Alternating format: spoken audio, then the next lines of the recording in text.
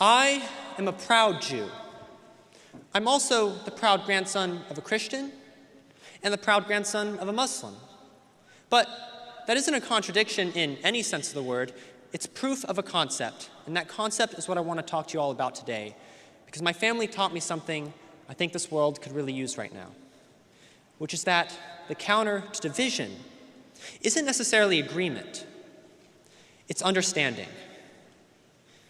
Our world today, all the way from the global stage to right here at Harvard, has been split into two sides.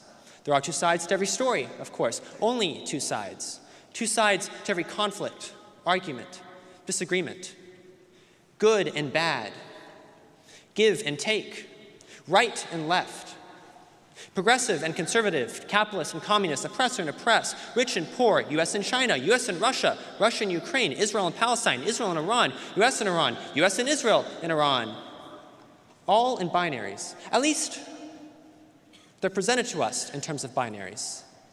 Here's this issue. What do you think? What side are you on? Come on, where do you stand? Who do you stand with? In my family, well, my family wouldn't exist with that kind of approach. My life begins with something that could be the start of a joke. And it goes like this. A Christian, a Muslim, and a Jew walk into a bar. I know historically the setup is a little bit dicey, but this time was a little bit different. This time, the Christian married the Muslim, and they had a daughter. That daughter grew up Christian until she met the Jew, converted to Judaism, married the Jew, and had a son.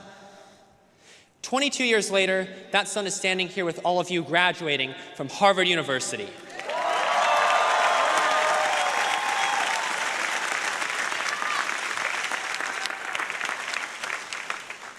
I am a proud Jew. I'm also the proud grandson of a Christian and the proud grandson of a Muslim. But that isn't a contradiction in any sense of the word. It's proof of a concept, and that concept is what I want to talk to you all about today, because my family taught me something I think this world could really use right now, which is that the counter to division isn't necessarily agreement, it's understanding. Our world today, all the way from the global stage to right here at Harvard, has been split into two sides. There are two sides to every story, of course, only two sides.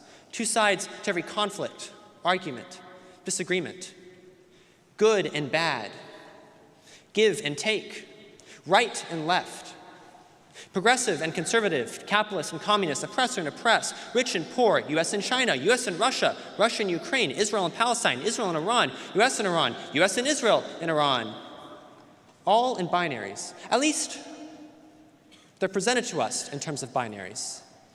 Here's this issue. What do you think? What side are you on? Come on, where do you stand? Who do you stand with? In my family, well, my family wouldn't exist with that kind of approach. My grandfather's one, a Pakistani Muslim who grew up in the middle of the Indo-Pakistani War of 1947. The other, a Jewish refugee of the Holocaust, met many times over the course of their lives. As you might imagine, they disagreed on a great many things. And yet, one of the main memories I have of them growing up was seeing them sitting together at a coffee table, discussing everything under the sun. And when they weren't in close proximity, I remember hearing their voices over the phone as they called my parents, always remembering at the end of each call to ask about the other, how they were doing, what were they up to. Of course, there are many differences that they never resolved, but still they acknowledged each other, they cared for each other, they stayed in contact, and they debated with each other. Their vast disparity in life experience, viewpoints, ideology, faith, and beliefs. A point of contention, yes, but not a point of division.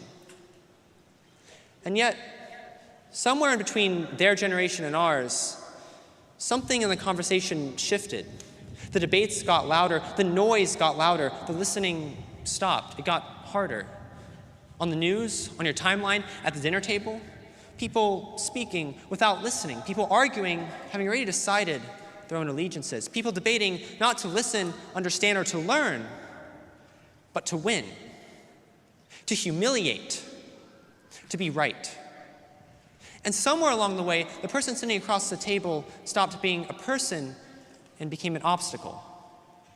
Now, some would say that there are in fact people in this world for whom understanding is neither owed nor even worth the attempt. People whose very irredeemable actions or beliefs place them beyond the reach of dialogue. People who indeed have become nothing more than obstacles to the greater good. And maybe that's true. Well, my grandfathers survived the atrocities of war and worse, and they knew better than anyone that people can do monstrous things. They also knew the most terrifying fact of all, which is that the peoples doing those monstrous things, they were human. Not forgivable, not necessarily redeemable, but human, terrifyingly so. And it's precisely because of that human capacity that understanding them mattered. Dialogue still mattered. Not necessarily dialogue in the sense of extending grace or providing a platform, but again, understanding. Asking, how did they get to this point? How did they reach this conclusion? Why do they believe this? Asking these questions in this context holds a light up to the darkest parts of what it means to be human. And as such, we have to grapple with them. But such questions, necessary questions, important questions, are not only reserved for the darkest parts of human history. If such questions of understanding, why do they believe this? If such questions of understanding matter that much at that extreme of humanity, how much more do they matter for the people sitting around you right now? For that family member at Thanksgiving that you stop bringing certain topics up around. For that person on the internet that says things from a viewpoint that seems kind of unimaginable sometimes. For that student in section that you smiled at once and said, interesting point, and then went back to your dorm and complained about to your roommate. Or for that one friend that you started to phase out because they said some things once that just didn't sit quite right with you. Take about 8 billion of those people, put them together, and you get our world. Many of us What makes this Harvard speech stand out is not controversy, it's simplicity. No shouting, no attacking, no political performance, just a basic idea that has somehow become rare in modern politics, the idea that understanding someone matters more than immediately judging them. And that's where the deeper issue in America shows up. Many of us who come to Harvard have dreams of changing the world, of leaving an impact. But you cannot change a world that you refuse to understand, to talk to. You cannot convince someone of something if you do not understand them first. Peace through understanding can survive conflict, while peace through agreement lasts only as long as everyone keeps agreeing. In most cases, understanding is difficult. Sometimes you have to fight for it. Sometimes you have to fight yourself and your own beliefs first before you can truly achieve it. It takes effort. My grandfathers knew that, but they chose to try anyway. So, as we all go out into an increasingly troubled world and divided world, I want to leave you all with one simple practice. Whenever you meet someone you disagree with, state your case, yes. Stand up for what you believe in, absolutely. But also, ask the other person about their beliefs. Ask them how they got there. Place yourself in their shoes and ask, why do I believe this?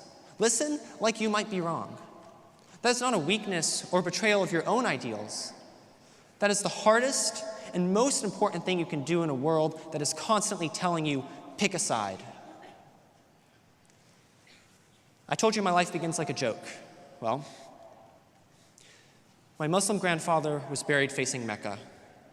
My Jewish grandfather was buried in accordance with Jewish law. My Christian grandmother was buried with the cross. In a way, the punchline never really came. There was no resolution to the setup. They were all very stubborn, and they held on to their own ideals and traditions until the very end. But still, they respected each other, they chose each other, and at the end of the day, they were proud to be of one family. Look around you right now. Look at the people around you. The person to your right, the person to your left. You're sitting now amongst people of every belief and every background, a family that we have built over the years here at Harvard. Do we agree on everything? Ask the section kid. Will we ever agree on everything? Certainly not. The world beyond these walls, it has all the same disagreements, the same differences of opinion, the same divisions that we have. But I urge you, see the people in your class for who they are as people. Fight to understand them and their beliefs just as much as you stand up and fight for your own. And after you walk through the gates of this yard for the first time as Harvard graduates, do the same for the people of our world. Because in a time this complicated and this divided, understanding and a genuine willingness to look a little bit deeper is how those divisions start to heal. Thank you all, and congratulations to the class of 26. We are living in a time when nearly every major political debate is dominated by issues of identity and partisanship. Mention immigration, and people immediately place you into a particular camp. Question government spending and budget priorities, and a different political label is attached to you. Even discussions about foreign policy often follow the same pattern. What is particularly concerning is that in many cases, the conversation has not even begun before others have already decided which side you belong to.